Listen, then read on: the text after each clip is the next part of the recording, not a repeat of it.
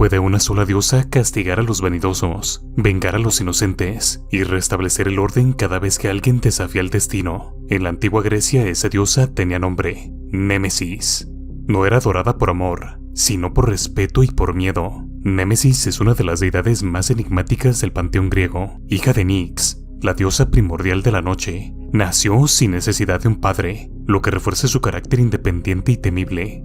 Némesis era representada comúnmente con alas, una corona, una balanza y una espada. Estos símbolos no eran elegidos al azar. Las alas mostraban que podía llegar a cualquier lugar. Nadie podía escapar de su alcance. La balanza simbolizaba la justicia imparcial. La espada era el instrumento del castigo justo. Y su corona, a veces con una rueda, hablaba de la fortuna giratoria, recordando que todo poder es temporal y todo acto tiene consecuencias. Desde su origen, su misión ha sido mantener el equilibrio castigando a aquellos que cometen ibris, lo que se traduce como actos de arrogancia extrema o desafío a los dioses. Su mera presencia representa la balanza divina que aseguraba que nadie se saldría con la suya. En la mentalidad griega, el universo debía mantenerse en equilibrio. Quienes se atrevían a romper ese equilibrio con orgullo desmedido, lujos excesivos o crueldad, atraían inevitablemente la atención de Némesis. Sin embargo, su justicia no era impulsiva, sino meticulosa y justa. Uno de los mitos más famosos donde Némesis interviene es el de Narciso. Este joven, hijo del dios río Sísifo y de la ninfa Liriope, era conocido por su belleza extraordinaria. Sin embargo, su vanidad lo llevaba a rechazar cruelmente a quien se enamoraba de él. La ninfa Eco fue una de sus víctimas, y su sufrimiento llegó a oídos de Némesis. Para castigar esa arrogancia, la diosa lo condujo a una fuente cristalina, donde Narciso vio su reflejo y se enamoró perdidamente de sí mismo. Incapaz de separarse de su imagen, terminó muriendo en ese mismo lugar, atrapado por su propio narcisismo. Otro mito fascinante es el que vincula a Némesis con el nacimiento de Helena de Troya. Según una versión menos conocida del mito, Zeus deseaba unirse con Némesis, quien huía constantemente de él para evitar su unión. En su desesperación, Némesis se transformaba en distintos animales para escapar, hasta que tomó la forma de una gansa. Zeus ingenioso se transformó en un cisne y logró alcanzarla, uniéndose finalmente con ella. Como fruto de esta unión forzada nació un huevo, que fue entregado a Leda, la esposa del rey Tindareo. De ese huevo nació Helena, cuyo destino traería la famosa guerra de Troya. En el ciclo de los héroes griegos, Némesis aparece como la fuerza silenciosa detrás de ciertos castigos. Por ejemplo, en el mito de Creso, rey de Lidia, se narra cómo su orgullo y confianza en su poder provocaron su caída. Tras desafiar los límites de lo humano, Creso perdió su imperio ante los persas. Aunque no se menciona su nombre directamente en todas las versiones, se cree que su ruina fue vista como una obra de Némesis, una advertencia de que la fortuna no tolera la arrogancia por mucho tiempo. Un mito interesante y menos explorado es el que relaciona a Némesis con Tifón, cuando los dioses huyeron de Tifón escondiéndose en Egipto. Muchas versiones señalan que fue Némesis quien ayudó a guiar a algunos de ellos en su escape. Aunque su papel no es de protagonista, su nombre se menciona como parte de la huida divina, consolidando su imagen como vigilante del equilibrio, incluso en situaciones extremas entre los propios dioses. En el ciclo de Edipo también encontramos una conexión directa con Némesis. La maldición sobre la casa de Tebas está profundamente relacionada con actos de ibris, excesos de orgullo e ignorancia frente al destino, y aunque no se le nombra explícitamente, los griegos entendían que tales consecuencias eran obra de fuerzas como Némesis, que actuaban más allá del tiempo para castigar a generaciones enteras. De este modo, su influencia trascendía un solo mito, convirtiéndose en un principio mitológico activo. Incluso en los juegos panhelénicos donde los atletas buscaban la gloria, se creía que Némesis observaba. Se cuenta que algunos atletas que hacían trampa o caían en la soberbia eran castigados por la diosa, de modo que esa creencia servía como recordatorio de que la competencia debía mantenerse pura. Los griegos temían tanto a Némesis que le dedicaron estatuas cerca de los estadios, convencidos de que su mirada vigilaba cada victoria, cada exceso y cada mentira. Un mito curioso la vincula con Adrasto, rey de Argos. En la tragedia de los 7 contra Tebas, Adrasto había recibido señales divinas de que debía formar un ejército, pero ignoró otras advertencias importantes. Algunos relatos mencionan que Némesis fue una de las fuerzas que permitió que su plan fracasara trágicamente, pues el ejército fue destruido, y su orgullo como rey cayó en desgracia. En este contexto, Némesis no actuaba por odio, sino por restaurar el orden ante decisiones tomadas con ceguera y arrogancia. Otro relato la involucra en el castigo de Erisictón de Tesalia, un rey que taló el árbol sagrado de Deméter. Aunque es Deméter quien lo maldice con hambre eterna, algunos autores consideran que Némesis también participa, ya que el acto fue considerado ibris contra la divinidad y la naturaleza. El castigo fue tan ejemplar que Erisictón terminó devorando todo lo que tenía, hasta sí mismo. La intervención de Némesis no fue siempre directa, pero su espíritu estaba presente donde el orden era violado. También se dice que estuvo presente durante el juicio de París, cuando Eris lanzó la famosa manzana dorada de la discordia, provocando la disputa entre Hera, Atenea y Afrodita. Némesis fue una de las deidades que observó en silencio. Aunque no intervino, su presencia servía como recordatorio de que toda elección injusta tendría consecuencias. Y vaya que las tuvo. Ese juicio marcó el inicio de la guerra de Troya, uno de los eventos más caóticos de toda la mitología. Finalmente, hay relatos donde Némesis se confunde o fusiona con otras deidades, como Temis, la diosa de la ley divina. Esto no fue un error, sino una evolución simbólica, pues a medida que las sociedades buscaban ordenar sus leyes humanas, necesitaban una figura que representara la ley natural, y Némesis cumplía con ese rol. Ella no necesitaba templos colosales ni ejércitos de fieles, porque estaba en todos los actos humanos. Su justicia no se anunciaba, se manifestaba.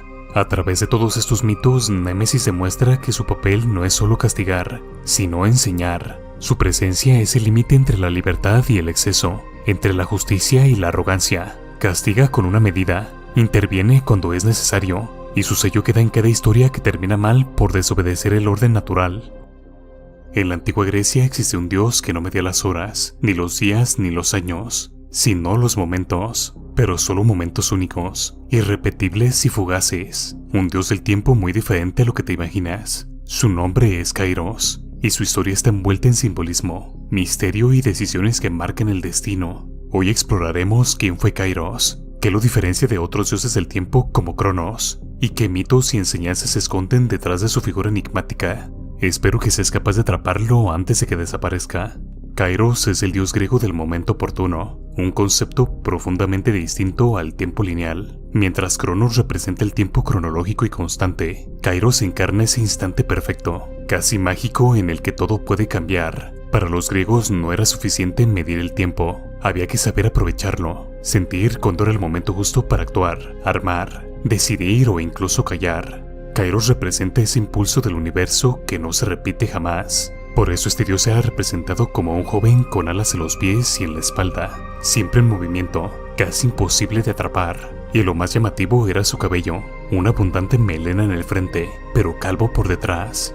Esta imagen no es casualidad, simboliza que solo puedes tomarlo de frente cuando se presenta, y una vez que pasa no puedes sujetarlo. El momento se va y no vuelve. Es una metáfora perfecta del valor de las decisiones bien tomadas en el tiempo justo. Desgraciadamente, Kairos no tiene un gran panteón ni relatos épicos como Zeus o Atenea, pero su concepto sí fue clave en la filosofía griega. Para los sofistas y retóricos, Kairos era la clave del discurso eficaz, decir lo correcto en el momento preciso. En medicina, Hipócrates lo utilizaba para hablar del punto crítico de la enfermedad, mientras que en el arte y la arquitectura los creadores griegos hablaban de Kairos como ese instante en el que la obra encuentra su forma perfecta. Los griegos sabían que no podían controlar a Kairos, solo estar preparados para reconocerlo. Por eso era el dios de los estrategas, de los amantes, de los artistas y de los líderes. Aquel que sabe ver a Kairos tiene una ventaja que el tiempo cronológico no puede ofrecer: la oportunidad. En ese sentido era un dios silencioso, pero determinante en los destinos humanos. Un mito cuenta que un hombre vio a Kairos pasar corriendo. Al tratar de atraparlo lo perdió, pero alcanzó a preguntarle por qué tenía el cabello solo en la frente, y Kairos le respondió: para que puedas tomarme cuando llego, porque si me dejas pasar ya no hay cómo detenerme. Esta historia ilustra no solo su figura física, sino su enseñanza espiritual. Hay momentos que solo se presentan una vez.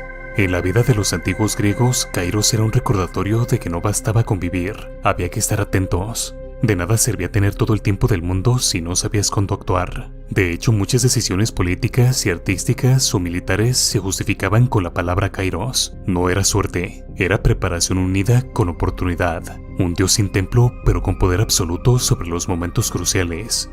Aunque Kairos no aparece en los mitos olímpicos tradicionales, algunos estudiosos lo vinculan con Zeus y Cronos, como una especie de manifestación más sutil del tiempo. Mientras Cronos devora a sus hijos y Zeus lanza rayos, Kairos se presenta sin aviso, sin violencia, pero con consecuencias enormes.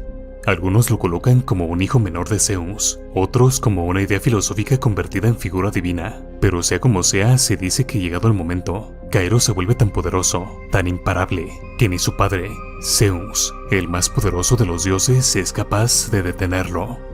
En la filosofía estoica, Kairos era clave para la virtud, pues un sabio no es quien conoce todo, sino quien sabe cuándo actuar con sabiduría. Epicteto decía que el destino presenta los momentos, pero el hombre decide qué hacer con ellos. En ese sentido, Kairos es más que un dios. Es una forma de ver la vida, una forma de entender el presente como un espacio de poder transformador, no solo de espera. Más tarde, durante el periodo helenístico, Kairos fue adaptado por pensadores cristianos, quienes lo tomaron como símbolo del tiempo divino. A diferencia del tiempo humano que se desgasta, el tiempo de Dios se presenta como Kairos, el momento exacto de la revelación, del llamado, de la salvación. En los evangelios se usa esta palabra para hablar de momentos clave en los que ocurre lo sagrado. Así, el dios pagano fue resignado como parte del plan divino. Incluso a día de hoy, Kairos vive en nuestro lenguaje cotidiano sin que lo tengamos en cuenta. Cuando hablamos de una oportunidad única, de una hora o nunca, estamos invocando a Kairos. En esta era de la inmediatez y la multitarea, recordarlo es más relevante que nunca, pues no todos los segundos valen lo mismo. Algunos llevan el poder de cambiar una vida entera. Sin embargo, la pregunta es si estamos listos para reconocerlos. ¿Alguna vez te has preguntado si existe una fuerza más poderosa que los dioses? Una que ni siquiera Zeus puede desafiar. En la mitología griega, esa fuerza tiene nombre, Ananke. No se trata de una diosa como Atenea o Afrodita, sino de algo mucho más profundo y enigmático. En el comienzo del cosmos, antes de que existieran el cielo, la tierra y los demás dioses, surgió Ananke junto a Cronos, el tiempo. Según las tradiciones órficas, ambos envolvieron el universo como serpientes cósmicas entrelazadas, girando eternamente en un abrazo que representaba el ciclo eterno e inevitable de la existencia. De esa presión surgió el huevo cósmico, un símbolo del potencial original, de donde nació Fanes, la primera luz, el creador. Es importante mencionar que Ananke no nació, simplemente es, inmutable, inevitable, como una ley grabada en la estructura misma del universo. Y a diferencia de las moiras que tejen los hilos del destino individual, Ananke representa la necesidad absoluta. No es el destino como una historia escrita para cada ser, sino la estructura que hace que el destino exista en primer lugar. Ni siquiera los dioses pueden escapar a su influencia. En los textos antiguos se decía que ni Zeus, con todo su poder sobre la tormenta y la justicia, podía romper las cadenas de la necesidad impuesta por Ananke. Ella es más una ley que una voluntad. No juzga, no decide, simplemente es. Su figura, aunque poco representada en el arte clásico, suele ser femenina, solemne, a veces alada o con cuerpo serpentino, reflejando su conexión con lo eterno y lo inevitable. Su mirada es fría no por maldad, sino por la imposibilidad de ser conmovida o alterada. Representa lo que debe ser, sin importar si es justo o injusto desde los ojos humanos. En ese sentido, Ananke no actúa, simplemente determina. No es una enemiga de los dioses, pero tampoco una aliada. Platón, en su obra La República, la menciona como la madre de las moiras. En el famoso mito de ellas giran un hueso del destino, pero siempre subordinadas a Ananke. Esto refuerza la idea de que incluso en un universo donde los dioses intervienen, hay una estructura más profunda, un esqueleto invisible que guía el desarrollo de todas las cosas. En Timeo, Platón también señala que Ananke se combina con la inteligencia del demiurgo, mostrando que incluso la razón necesita ajustarse a la necesidad. Los filósofos estoicos, siglos después, vieron en Ananke una forma de logos, la razón que rige el universo. Así el sabio no lucha contra lo inevitable, sino que lo abraza. Esta interpretación convierte a Ananke en una guía para la aceptación del destino y la armonía con el universo. En este marco filosófico y mitológico, Ananke no es un personaje con historias llenas de aventuras, sino un símbolo de lo que no cambia. Mientras otros dioses son parte del drama divino, Ananke es el escenario, las reglas del juego, lo que hace posible que haya dioses, seres humanos, tragedias y nacimientos. Es la necesidad que permite que el mundo tenga orden, una fuerza silenciosa, inalterable, eterna, más allá del tiempo y la voluntad. Aunque su figura es abstracta, Ananke mantiene relaciones simbólicas profundas con otras deidades primordiales. Su unión con Cronos, el tiempo, no es solo física, sino conceptual. Necesidad y tiempo son inseparables. El tiempo marca el devenir de los eventos, pero Ananke es la razón por la cual esos eventos deben suceder. Juntos son como los hilos invisibles del tejido cósmico, presionando al huevo cósmico hasta hacerlo estallar en creación. De esta explosión nace Fanes, la primera luz, el orden que permite que todo lo demás exista. Como habíamos dicho, las Moiras, aunque más conocidas, están subordinadas a Ananke. Ellas giran, miden y cortan los hilos del destino humano, pero no deciden libremente, siguen un plan mayor, una estructura invisible que ya estaba escrita. En algunos relatos se dice que Ananke es su madre, en otros simplemente su superior, pero en todos queda claro que incluso el destino tejido por las Moiras está sujeto a una necesidad mayor, una ley cósmica que no se puede alterar. Así, Ananke representa el principio reactor detrás de la maquinaria del universo. En los textos órficos, su rol es esencial en la cosmogonía, pues junto a Cronos, su presencia es la chispa inicial que presiona el caos informe, y de ese modo dar lugar a Fanes, el dios creador. Este mito, aunque mucho menos popular que los de Zeus o Heracles, es fundamental para entender el pensamiento griego sobre el origen del todo. No hay creación sin estructura, no hay orden sin necesidad. Ananke es la matriz invisible que permite que el caos se transforme en cosmos, y el universo tenga forma, ritmo y sentido. Su ausencia en historias mitológicas no significa insignificancia, al contrario, es tan fundamental que no necesita actuar, de modo que Ananke no baja a la tierra ni lanza rayos desde el Olimpo. Su poder es anterior a todo, más cercano a una ley de la física que a una voluntad divina. Básicamente es como la gravedad, no se ve, no se toca, pero todo está sujeto a ella. Esta imparcialidad hace que muchos la consideren más una fuerza que una diosa, una presencia constante, inevitable, silenciosa que nunca cambia. En el pensamiento neoplatónico, Ananke adquiere un rol todavía más metafísico. Es vista como una necesidad que rige incluso al nous, la inteligencia divina, y al alma del mundo. En este contexto ya no es solo una diosa, sino una especie de principio absoluto que condiciona todo lo que es. Así Ananke se convierte en un límite metafísico, lo que define las fronteras entre lo posible y lo imposible, lo manifestado y lo oculto. Sin ella todo sería caos sin sentido, un eterno devenir sin dirección. Incluso hoy Ananke sigue viva en el pensamiento moderno. Aparece en obras filosóficas, novelas de ciencia ficción y reflexiones sobre el destino. Su figura inspira a quienes buscan entender por qué ocurren las cosas, más allá del azar o la voluntad. En un mundo donde todo cambia constantemente, Ananke es el símbolo de lo inmutable, de la ley silenciosa que rige el universo, y aunque no tenga rostro, ni templo, ni fiestas, su presencia sigue latiendo en cada decisión, cada evento, cada historia que se cuenta. Ananke es mucho más que una deidad olvidada, es una idea, un concepto profundo que atraviesa siglos de pensamiento, desde los poemas órficos hasta la filosofía estoica. Su presencia no se mide en batallas o castigos, sino en el orden mismo del universo. Ella no necesita actuar, porque su existencia determina el curso de todas las acciones. Representa la necesidad absoluta, la ley inmutable que ni los dioses pueden romper. Al entender a Ananke comprendemos no solo la cosmogonía griega, sino también una parte fundamental del pensamiento humano, la búsqueda de sentido frente a lo inevitable. En ella encontramos la serenidad de aceptar lo que no puede cambiarse. ¿Qué era realmente caos? ¿Fue una fuerza, un ser o ambas cosas? En la cosmogonía griega más antigua, relatada por el poeta Hesiodo en su obra Teogonía, caos es lo primero que existe. Sin embargo, no se trata de un dios con forma humana ni una figura concreta, sino una vasta y oscura nada, un vacío sin forma, sin dirección y sin orden. De caos no surgen relámpagos ni monstruos, sino algo más aterrador, la soledad absoluta, el espacio en blanco de la existencia, la antesala del todo. Después de caos surgieron otras deidades primordiales como Gea, Tártaro, Erebo y Nyx. Algunos relatos incluyen también a Erebo como uno de los hijos o manifestaciones de caos. Estas entidades no nacen de un útero, ni de un acto voluntario, simplemente emergen, como ideas que toman forma en medio del vacío.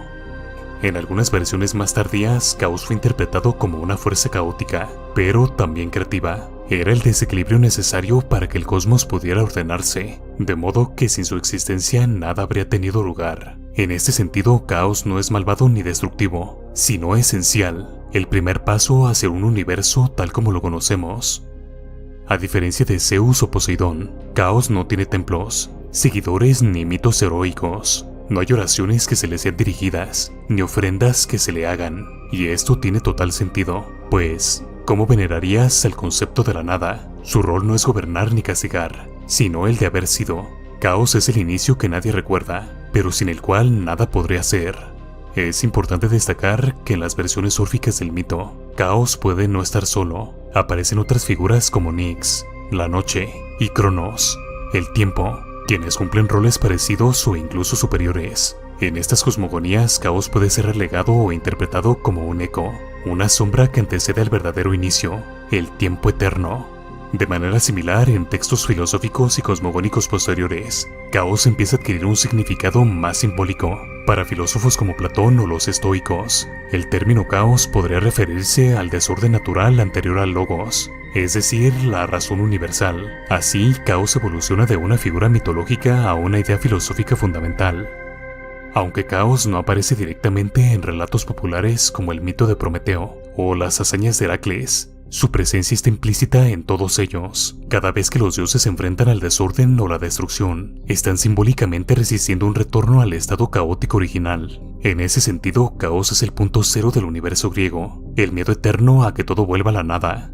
Una de las pocas veces que Caos aparece mencionado directamente después de la creación es en los textos de los poetas órficos, donde se le asocia con la apertura del huevo cósmico. Este huevo al romperse da lugar al universo ordenado, y Caos en esta versión representa el cascarón, lo que se rompe para permitir la vida, una imagen mucho más poética pero igual de poderosa. En algunas interpretaciones modernas, Caos es visto como una diosa femenina o como un ser andrógino. Sin embargo, esto no proviene de los textos clásicos, sino de lecturas más simbólicas y contemporáneas. En la antigua Grecia, Caos no tenía género definido, era simplemente lo que hay entre lo indefinido y lo informe, y esa ambigüedad es parte de lo que hace tan intrigante a esta figura. La teogonía de Hesíodo también nos dice que de Caos nacieron Nerebo y Nix, y de la unión de estos surgieron el éter, la luz, y Hemera, el día. Esta genealogía muestra cómo a partir del vacío, poco a poco se fueron formando los elementos del mundo, desde la oscuridad la luz, desde la noche el día. Así, Caos se convierte en el padre de las dualidades que gobiernan la existencia. Otra referencia a Caos aparece en las obras romanas como las de Ovidio, donde el poeta describe el universo primitivo, sin forma, una masa informe de cosas mal unidas, el caos bruto. Aunque ya es una interpretación más poética que religiosa, refleja la permanencia del concepto a lo largo del tiempo. Caos ya no es un personaje, sino una idea que sobrevive en el arte, la literatura y la ciencia. Hoy en día, incluso en la cosmología moderna, la palabra caos sigue siendo utilizada, describiendo estados primitivos e impredecibles del universo. Aunque la ciencia no cree en dioses primordiales, la idea de un estado inicial de desorden total sigue presente. De modo que Caos entonces sigue vivo, no como deidad, sino como metáfora eterna del inicio del todo lo que fue, es y será. Caos no es un villano de la historia ni un dios olvidado, sino el comienzo silencioso del mito, la chispa que no se ve, pero sin la cual no hay fuego. A pesar de no tener forma, nombre concreto o personalidad definida, su importancia en la cosmogonía griega es inmensa. Es el recordatorio de que todo comienza en la nada, y que esa nada también tiene un papel esencial. A lo largo del tiempo, su figura ha evolucionado desde un concepto oscuro hasta una idea filosófica rica en significados. Desde el caos surgieron el amor, la tierra, la noche y la luz. Y aunque no tenga templos ni historias propias, su huella está en todas partes, en cada mito que busca explicar de dónde venimos y hacia dónde vamos. Seguramente has oído hablar de dioses capaces de organizar el universo, pero ¿alguno de la mitología griega? Cuando pensamos en este panteón siempre nos vienen a la mente dioses como Zeus, Atenea o Hades, pero mucho antes de ellos hubo una deidad olvidada, Fanes, el dios primordial de la creación, la luz y el nacimiento del universo. ¿Quién es este dios que surgió del huevo cósmico y dio origen a todo lo que conocemos? Vamos a descubrirlo. Fanes, también conocido como Protógonos, que significa el primer nacido, aparece en los mitos órficos como la primera entidad que emergió del caos primordial, según esta versión alternativa de la mitología griega. Antes que el titán Cronos, antes que Urano, existe un huevo cósmico flotando en la oscuridad infinita. Este huevo nacido en el medio del caos, o según otras versiones creado por la noche, Nix, y el tiempo, Cronos, contenía todo el potencial del universo en su interior. Al romperse dio paso a la luz, y con ella a Fanes, una figura resplandeciente, con alas doradas que simbolizan la vida misma. Pero Fanes no era un dios ordinario. Su cuerpo brillaba con la luz del conocimiento, la creación y el orden. Su cuerpo une en sí mismo todos los aspectos del universo, masculino y femenino, luz y oscuridad, tiempo y eternidad. Esto no solo lo convierte en el primer ser, sino también en el principio unificador de todo lo que existe. Los órficos lo consideraban la fuente de las almas, el patrón oculto detrás del cosmos, el arquitecto de la memoria universal. El mito continúa explicando cómo Fanes creó a los primeros dioses. De su propia esencia dio forma a la noche, Nyx, a Gaia, la tierra, y a Urano, el cielo. De esta manera, su luz originaria se dividió y se manifestó en las fuerzas elementales del universo. En este mito también es Fanes quien entregó el cetro de poder a Nyx, su sucesora, quien a su vez lo pasó a su hijo Urano, marcando el inicio de las generaciones divinas que culminan en Zeus. Pero a diferencia de otros dioses, Fanes nunca desaparece, permanece oculto, como una chispa en cada ser. Los órficos desarrollaron estos mitos como una forma de entender el alma humana y su relación con el universo. Creían que cada persona llevaba dentro una parte de Fanes, una chispa divina que debía ser liberada mediante el conocimiento, la música, la poesía y la purificación espiritual. Para ellos, Fanes era mucho más que una deidad antigua, era la conciencia cósmica, el fuego eterno que nos conecta con lo divino. El simbolismo de Fanes también aparece en el arte y la poesía de la antigüedad, aunque muchas veces de forma velada. Los misterios órficos eran secretos, transmitidos solo a iniciados, y por eso los relatos sobre Fanes son fragmentarios. Sin embargo, su imagen de luz nacida de la oscuridad, de orden surgido del caos, ha ido sobreviviendo en distintas tradiciones filosóficas, incluso influyendo en el pensamiento neoplatónico y gnóstico siglos más tarde, pues Fanes representa la iluminación en su forma más pura. Otro aspecto fascinante de Fanes es su relación con Eros, el dios del amor. En algunos textos órficos, ambos son el mismo ser, mientras que en otros, Fanes da origen a Eros. Esto tiene bastante sentido, ya que en la cosmogonía órfica el amor no es solo un sentimiento, sino la fuerza cósmica que une y mueve todo. Si Fanes es la luz que ilumina, Eros es la atracción que conecta. Así el universo se expande y se transforma, siguiendo el ritmo iniciado por Fanes al romper el huevo cósmico. En los himnos órficos, antiguos cantos devocionales usados en rituales secretos, se describe a Fanes como el rey del mundo, el inescrutable, el señor de todos. Epítetos que revelan la importancia espiritual que tenía entre los iniciados. A diferencia del Olimpo más conocido y mitológico, el universo órfico es profundamente simbólico, y Fanes es el símbolo máximo del despertar interior. Invocar su nombre era buscar la sabiduría de los orígenes, y la luz que habita dentro de la oscuridad de cada uno. El relato órfico también tiene un detalle crucial, el papel de Cronos, el tiempo, que junto con Ananke, que representa la necesidad, crean el huevo cósmico. Esto implica que Fanes, aunque sea el primero en nacer, es fruto de una secuencia mística donde el tiempo y la necesidad se cruzan. En ese sentido, Fanes simboliza también el destino inevitable del conocimiento. Todo lo que existe está destinado a comprenderse a sí mismo, y Fanes es ese primer momento de conciencia que surge cuando el universo se mira a sí mismo. Un detalle curioso es que Fanes fue también el primer dios que se volvió invisible. Según algunos textos, después de entregar su poder, decidió retirarse, no a un lugar, sino al interior de todas las cosas. Esta desaparición no es final, sino una transformación. Así, Fanes deja de ser una figura externa para convertirse en la chispa divina en todo lo creado. Este es un concepto central del orfismo. La divinidad no está en el cielo, sino dentro del alma humana, esperando ser despertada.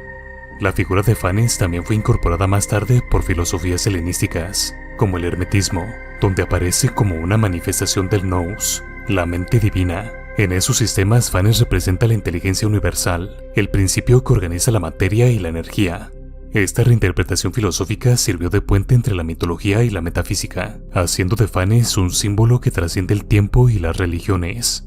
Su luz sigue brillando como metáfora del conocimiento eterno. Desgraciadamente, a lo largo del tiempo, el mito de Fanes fue opacado por los relatos más populares de los dioses olímpicos. Finalmente, entender a Fanes es comprender que el universo no empezó con un trueno, sino con una chispa, una luz suave, dorada, que emerge de la oscuridad para encender el fuego de la existencia. Es una imagen poderosa que sigue tocando los corazones de quienes buscan algo más allá de lo material.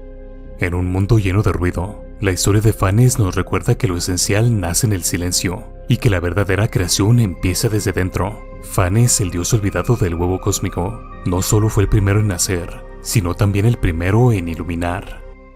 Que existía antes del caos, antes incluso del tiempo, los dioses y la luz. En lo más profundo de la mitología antigua, hay una figura velada por el olvido y envuelta en sombras, Calígine. Su nombre es casi un susurro entre los antiguos sabios, pero su rol es absolutamente crucial en la creación del universo. Calígine, que significa literalmente oscuridad espesa o niebla densa, aparece en una de las genealogías cósmicas más antiguas que conocemos. Según Higino en su obra Fabulae, de Caligine nace el caos, y de caos surgen las primeras entidades, noche, día, erebo y éter. Esta línea es única y poderosa. Ex Caligine caos, ex cao et Caligine, nox, dies, eremus, éter. Es decir, que antes incluso del caos estaba la tiniebla, lo que coloca a Caligine como el origen absoluto. Este pequeño fragmento de Higino transforma por completo nuestra comprensión del mito. Si Caligine dio origen a caos, entonces ella representa la primera condición del universo, una oscuridad sin forma, anterior al movimiento, a la materia y al pensamiento. Es más que una deidad, es el velo cósmico del que todo emerge, incluso el caos primordial. Su existencia redefine el principio mismo del tiempo y la materia, pues la tradición griega más conocida ubica a Caos como la primera entidad. Sin embargo, Higino, escribiendo en la Roma del siglo I, rescató una visión distinta y quizá más arcaica, tal vez influenciada por escuelas órficas o esotéricas. En esta visión, Caligine no solo acompaña al caos, lo precede. Esto sugiere que para algunos antiguos, antes del caos estaba la completa oscuridad, una negrura fértil, inmóvil y eterna, de la que brota el resto de la realidad. Esta tiniebla, sin embargo, es diferente de Nox, la noche, pues Caligine no es una diosa nocturna, ni representa el paso del día a la oscuridad. Ella es la oscuridad existencial, impersonal y total, que antecede al tiempo. Donde Nox puede tener forma y descendencia, Caligine es más una condición cósmica que una figura mitológica. No camina ni habla, simplemente es, como el silencio antes del sonido, o la página en blanco antes del poema. En la cosmovisión de Higino, que mezcla mitología griega y filosofía natural romana, todo lo que conocemos proviene de esa tiniebla. Nox representa el misterio, Dies el ciclo, Erebus la oscuridad subterránea y Éter la luz celestial, pero todos ellos nacen del entrelazamiento de Caos y Caligine, el desorden y la tiniebla.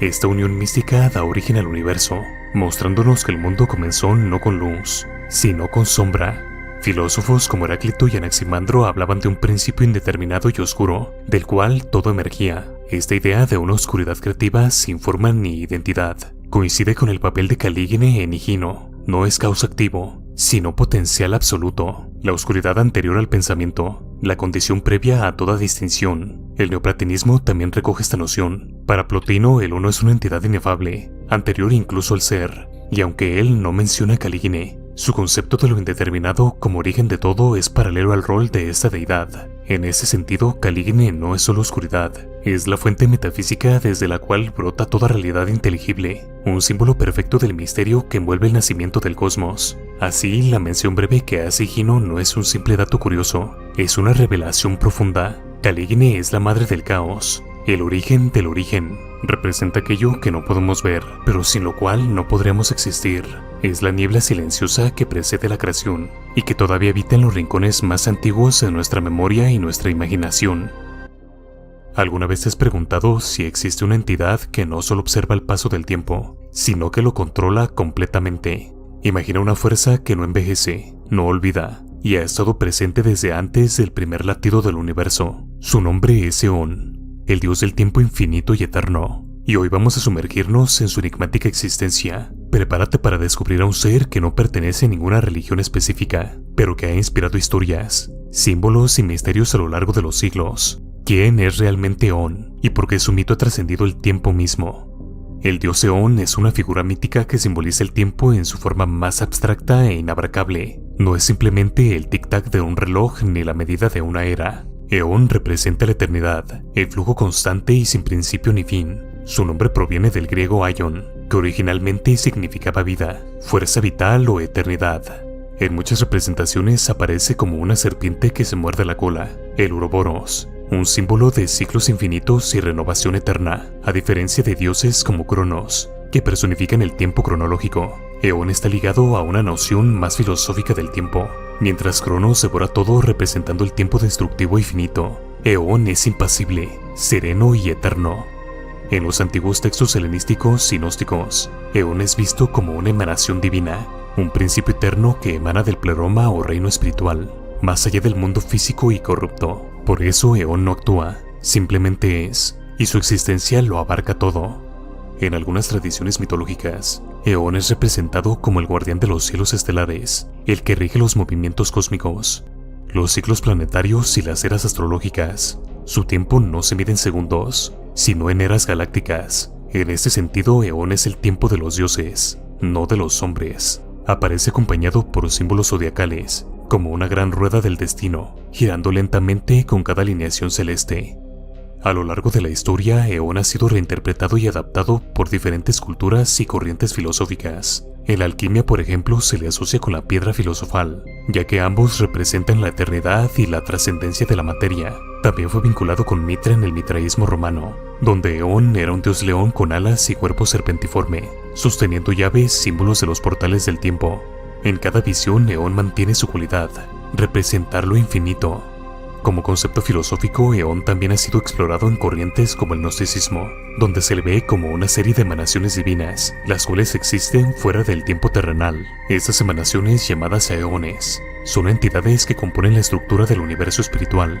Entre ellos, Eón se alza como el principio supremo, el primero en emanar del Ser Supremo. Esta visión rompe la idea tradicional del tiempo como algo lineal, mostrándolo más bien como una red compleja de realidades simultáneas. Una de las representaciones más intrigantes de Eón es la que lo sitúa como un observador impasible. A diferencia de otros dioses que intervienen en los asuntos humanos, Eón simplemente observa, es el testigo eterno del nacimiento y la muerte de las estrellas, de civilizaciones enteras que surgen y caen sin que él se inmute. Esta distancia lo convierte en un símbolo del tiempo cósmico, ese que escapa por completo a nuestra comprensión cotidiana. Para Eón, 1000 años son tan fugaces como un parpadeo. El concepto de eón también ha fascinado a físicos y filósofos modernos que exploran la naturaleza del tiempo. En algunas teorías de la cosmología, se menciona el eón como una etapa del universo dentro del modelo del universo cíclico. Según esta idea, el universo pasa por infinitos ciclos de expansión y contracción, y cada ciclo completo es un eón. Así el tiempo nunca termina, simplemente se transforma como la eterna respiración del cosmos. Esta idea, a pesar de ser especulativa, se alinea sorprendentemente con la antigua figura mítica. Incluso en la cultura popular, Eón ha sido transformado en arquetipos de sabios inmortales, guardianes del tiempo o entidades que custodian portales interdimensionales. Estos personajes, aunque con nombres diferentes, comparten rasgos con el dios del tiempo eterno, conocimiento ilimitado, paciencia infinita y la habilidad de ver todas las líneas temporales. Aparecen en películas, series y libros, recordándonos que la obsesión humana con el tiempo y su control sigue tan viva como en la antigüedad. Sin embargo, a nivel simbólico, Eón también representa una advertencia. El tiempo es implacable y nadie puede escapar de él. Aunque Eón no castiga, su mera existencia nos recuerda nuestra fragilidad ante la inmensidad del universo. En esta visión, Eón no es un dios que ama ni odia, sino uno que simplemente existe. Su neutralidad absoluta es en sí misma su mayor misterio. ¿Puede algo tan indiferente tener conciencia? ¿O es simplemente la personificación de una fuerza natural eterna? Eón no es un dios en el sentido tradicional, sino una idea viva, una representación de todo lo que escapa a nuestra comprensión del tiempo. Es el eco de una verdad que intuimos, pero nunca podemos atrapar del todo. Su presencia en los mitos, el arte y la ciencia demuestra que el ser humano necesita darle forma a lo eterno, incluso si esa forma es incomprensible. Al conocer a Eón no solo descubrimos una figura fascinante, sino que también nos enfrentamos a uno de los mayores misterios de la existencia, el tiempo mismo, ese río invisible que nos arrastra a todos sin que podamos detenerlo.